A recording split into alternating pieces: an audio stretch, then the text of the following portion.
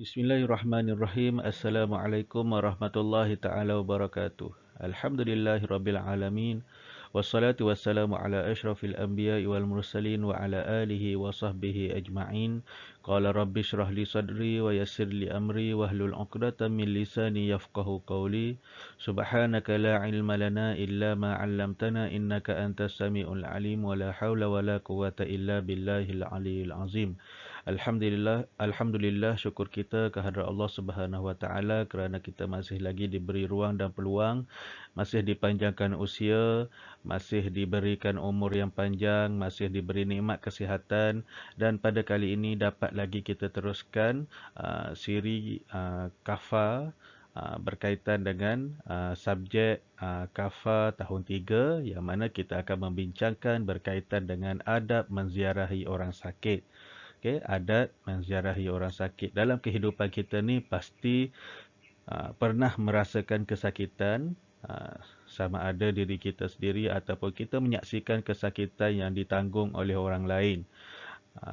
Tak kisahlah sama ada kawan-kawan kita ataupun ahli keluarga kita yang sakit. So, semasa bila terdengarnya, bila kita dengar sahaja ada kaum kerabat, ada kawan-kawan kita yang sakit, kita hendaklah pergi menziarahi orang sakit, orang yang sakit tersebut.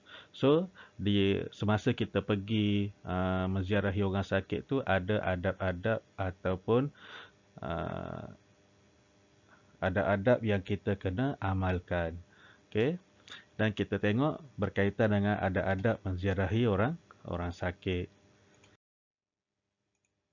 Okey. Yang pertama, pilih masa yang sesuai. Okay. Kemudian mendoakan untuk pesakit. Ini di antara adab menziarahi orang sakit. Okay. Seterusnya, memberi kata-kata perangsang.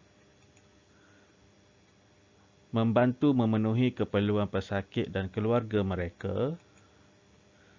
Kemudian, memperlihatkan kasih sayang dengan pesakit. Tidak membuat bising. Okey, itu di antara perkara-perkara ataupun adab-adab ketika kita menziarahi pesakit. Okay, seperti mana yang kita telah tengok tadi, pilih masa yang sesuai untuk pergi melawat orang sakit. Kalau sekiranya pesakit itu berada di rumah mereka, pilihlah masa yang sesuai. Jangan pula pukul 2 pagi kita pergi nak melawat orang sakit tu, nak menziarahi orang sakit pergi pukul 2 3 pagi ataupun pergi bukan pukul 2 3 pagi tapi selepas subuh terus pergi. Okey, pilihlah masa yang sesuai, bukan waktu orang sedang rehat dan sebagainya. Kalau pesakit tu dekat hospital, tak apalah, dia memang dah ada waktu melawat yang dikira itulah paling sesuai. Kalau kita pergi masa lain, memang tak boleh masuk lah nak tengok pesakit tu. Kemudian bila sampai je kita dekat pesakit tu, kita tengok keadaan dia macam mana, kita pun terus mendoakan untuk kesejahteraan pesakit. Okay? Semoga kita doakan kepada Allah Subhanahu Wa Taala supaya pesakit itu cepat diberikan kesembuhan. Okey. Seperti mana doa untuk orang sakit yang kita boleh bacakan. Bismillahirrahmanirrahim. Allahumma rabban nas azhibil ba'sa washfihu wa antas syafi la shifaa illa shifauka shifaan la yughadiru saqama. Maksud dia, ya Allah, Tuhan bagi manusia, hilangkanlah penyakit dan berikanlah ke dia kesembuhan. Engkaulah yang maha menyembuhkan. Tidak ada kesembuhan kecuali kesembuhan darimu dan kesembuhan yang tidak akan meninggalkan penyakit lain. Itu di antara doa untuk pesakit.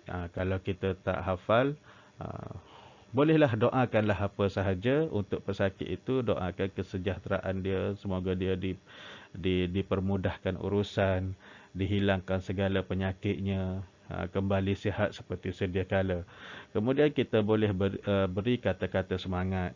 Okey, kata-kata semangat kepada dia. Jangan buat dia moral down pula. Kita beri dia kata-kata semangat, insya-Allah penyakit kau ni akan sembuh. Allah uji sekejap je ni. Okay, bagi dia kata-kata perangsang. Kemudian membantu memenuhi keperluan pesakit dan keluarga mereka. Jangan bebankan dia orang dengan kedatangan kita, malahan kita yang bantu untuk meringankan beban keluarga ataupun si pesakit itu.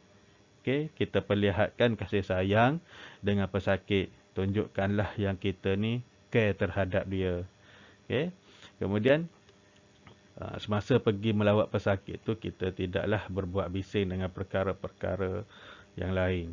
Contohnya pergi tengok orang sakit, lepas tu siap jumpa kawan-kawan yang lain tu, kita pun sembang dengan diorang sampai mencetuskan kebisingan. Itu takut mengganggu ketenteraman orang yang sakit itu. Dia dah lah nak sakit, nak berehat, kita pula pergi buat bising kat tempat dia. Okey, kemudian kita tengok perkara yang perlu dijauhi ketika ziarah pesakit. Apa perkara yang perlu kita jauhi ketika menziarahi pesakit? Okey, membuat bising.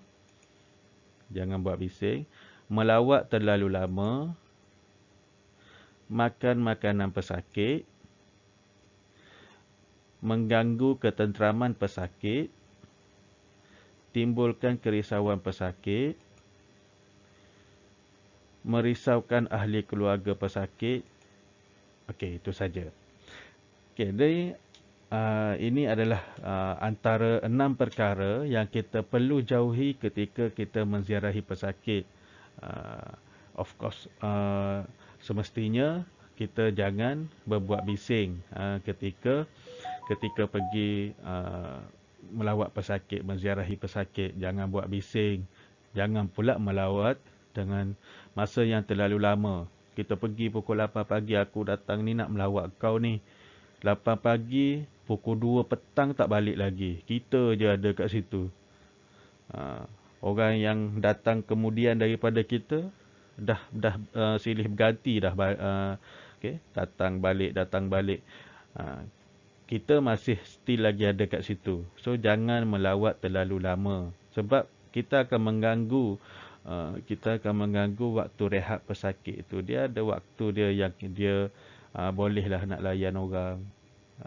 Lepas tu masa yang lain dia nak berehat dah, dia sakit. Kemudian jangan makan makanan pesakit. Contohnya kita dah melawat terlalu lama, datang orang lain bawa makanan. Sedapnya makanan ni. Kita pula yang makan, bukan nak bagi pesakit tu makan. Bukan nak happykan dia, kita lagi tambah mengganggu ketenteraman pesakit itu, menimbulkan kerisauan terhadap pesakit. Okey, dalam perkara menimbulkan kerisauan terhadap pesakit dan merisaukan ahli keluarga pesakit ni, kita jangan lontarkan satu kata-kata yang boleh merisaukan pesakit tu. Contohnya, kita pergi tengok kawan-kawan kita yang sakit, kita pun cerita, oh jiran aku dulu sakit macam kau ni lah, tapi 3 hari je dia sempat bertahan, lepas tu dia mati. Lagi merisaukan orang yang sakit. Dia dah lah sakit, kita cakap berkaitan dengan pengalaman kita dengan penyakit yang sama dengan dia tu. Contohnya 3 hari, lepas 3 hari je orang yang kita kenal dulu tu meninggal dunia. Okay, so itu boleh mendatangkan kerisauan terhadap pesakit. Ataupun kita cakap dengan dia, biasanya orang yang sakit macam kau ni tak sembuh dah ni, tak ada harapan sembuh dah ni. Tengoklah selama mana Tuhan bagi kau hidup. Kasar ayat tu kan. So kalau kena kat kita macam mana? So itu perkara-perkara yang perlu kita jauhi semasa kita menziarahi pesakit. Okey, seterusnya kita tengok kepada faedah menziarahi orang sakit. Apa faedah kita menziarahi orang sakit? Okey, yang pertama, mendapat rahmat Allah Subhanahu Wa Taala. Yang kedua, menggembirakan pesakit. Disayangi Allah dan Rasul. Mengeratkan silaturrahim. Mengurangkan penderitaan orang sakit. Dan timbul rasa syukur atas nikmat kesihatan. Okey, ini adalah perkara-perkara faedah kita menziarahi orang sakit. Kita akan mendapat rahmat Allah Subhanahu Wa Taala kerana sifat kasih, sifat sayang kita terhadap kenalan kita yang sakit itu.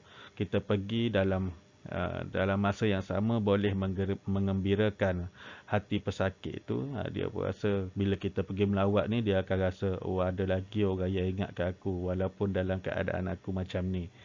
Okay, kita tanya khabar dia, mendoakan dia. So, itu boleh mengembirakan pesakit. Kemudian, kita akan disayangi Allah dan Rasul. Allah sayang, Rasul pun sayang orang yang caring terhadap orang lain.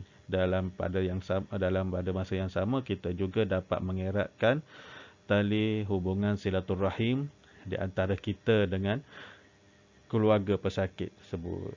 Dan kemudian mengurangkan penderitaan pesakit. Dengan sebab kita pergi melawat, kemudian kita bagi kata-kata semangat kat dia, dia yang sakit pun jadi macam dah kurang sakitnya. Okey, kemudian timbul, ini yang penting, timbul rasa bersyukur atas nikmat kesihatan. Syukur kita bila kita melihat, bila kita tengok orang yang sakit tu, kita pun dapat rasakan, oh kalau katalah kalau kita rasa aku susah, ada lain orang yang lebih susah, ada lagi orang yang lebih susah. Kalau kita rasa kita ni diuji, orang yang sakit tu lebih lagi Allah uji dia. Kita kena bersyukur atas nikmat kesihatan yang Allah bagi kepada kita. Okey, kemudian seterusnya kita tengok akibat tidak beradab ketika menziarahi orang sakit. Apa akibatnya sekiranya kita tidak beradab semasa menziarahi orang sakit? Okey, menyusahkan pesakit, memutuskan silaturahim, mendapat dosa dan dibenci oleh Allah dan Rasul. Okey. Ini adalah perkara-perkara akibat sekiranya kita tidak beradab ketika menziarahi orang sakit. Kita akan menyusahkan pesakit tu, merisaukan pesakit tu dan memutuskan silaturahim. Bayangkanlah kalau kita cakap macam tadi. Aku ada seorang kenalan, orang yang aku kenal dulu, dia sakit macam kau. Lepas 2-3 hari je dia boleh bertahan. Apa rasa?